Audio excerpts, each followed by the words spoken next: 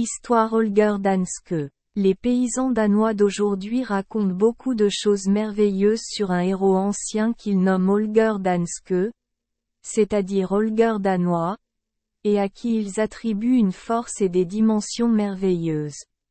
Holger Danske vint une fois dans une ville nommée Bagsvoer, dans l'île de Zélande, où, ayant besoin d'un nouvel habit, il envoya 12 tailleurs pour les confectionner. Il était si grand qu'on était obligé de lui mettre des échelles sur le dos et sur les épaules pour prendre sa mesure. Ils mesurèrent encore et encore, mais par malheur un homme qui se trouvait au sommet d'une des échelles, alors qu'il faisait une marque dans la mesure, coupa l'oreille de Holger avec les ciseaux. Holger, oubliant ce qui se passait, pensant qu'il était mordu par une puce, leva la main et écrasa à mort le malheureux tailleur entre ses doigts. On raconte aussi qu'une sorcière lui offrit un jour une paire de lunettes qui lui permettraient de voir à travers le sol. Il s'est couché dans un endroit non loin de Copenhague pour faire un essai de leur force, et en approchant son visage près de terre, il y a laissé la marque de ses lunettes, marque qu'on peut voir aujourd'hui même. Et sa taille prouve à quel point il devait former un beau couple. La tradition ne dit pas à quelle époque ce puissant héros honora les îles de la Baltique de sa présence réelle, mais, en retour, elle nous apprend que Holger, comme tant d'autres héros célèbres, n'est pas mort, mais dort.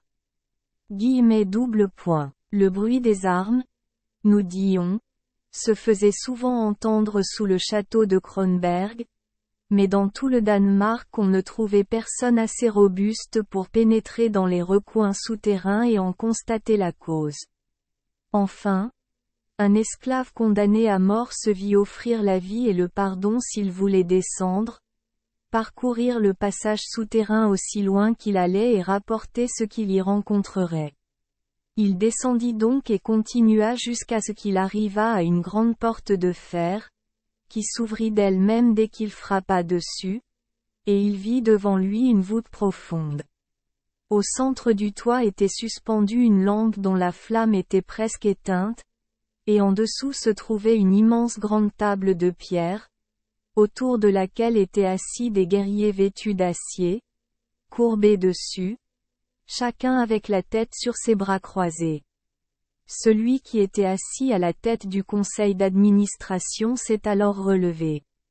C'était Holger Danske. Lorsqu'il eut relevé la tête de ses bras, la table de pierre se fendit entièrement, car sa barbe y était poussée. « Donnez-moi la main, » dit-il à l'intrus. L'esclave craignit de confier sa main à l'emprise du vieux guerrier, et il lui tendit le bout d'une barre de fer qu'il avait apportée avec lui. Holger le serra si fort que la marque de sa main y resta. Il finit par lâcher prise en disant « Eh bien, je suis heureux de constater qu'il y a encore des hommes au Danemark. Merci les enfants des Esperluette Croisillon 39. Avoir écouté des contes de fées au jour Esperluette Croisillon 39. 8.